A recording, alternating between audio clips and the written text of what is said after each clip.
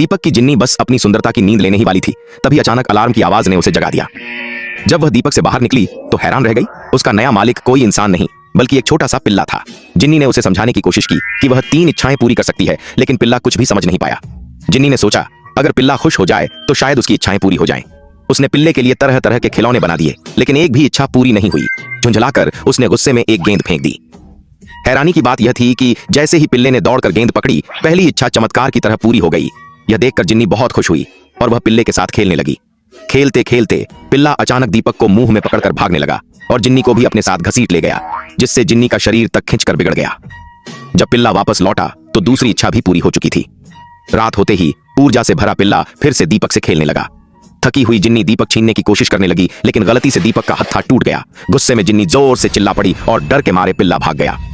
होश में आने पर जिन्नी उसे ढूंढने निकल पड़ी। उसने देखा कि पिल्ला एक तस्वीर को देखकर चुपचाप बैठा है। तस्वीर में एक पिल्ला था जिसके गले में कॉलर था। पिल्ले की खाली गर्दन देखकर जिन्नी को एक तरकीब सूझी। उसने टूटे हुए दीपक के हत्थे से एक कॉलर बना दिया। जैसे ही वह कॉलर पिल्ले के गले में पड़ा, पिल्ले की आंखें चमक उठीं। वह खुशी से पूंछ हिलाते हुए जिन्नी की ओर दौड़ा। जैसे ही वे दोनों गले मिलने वाले थे, तीसरी इच्छा भी अचानक पूरी हो गई। जिन्नी पल भर में वापस दीपक के अंदर खिंच गई। वह सोचने लगी कि शायद अब वह पिल्ले को कभी नहीं देख पाएगी। दीपक के अंदर वह उदास होकर सिकुड़ गई। तभी अचानक बिस्तर के पास से एक जानी पहचानी भौंकने की आवाज आई। आपके हिसाब से पिल्ले की तीसरी इच्छा क्या थी?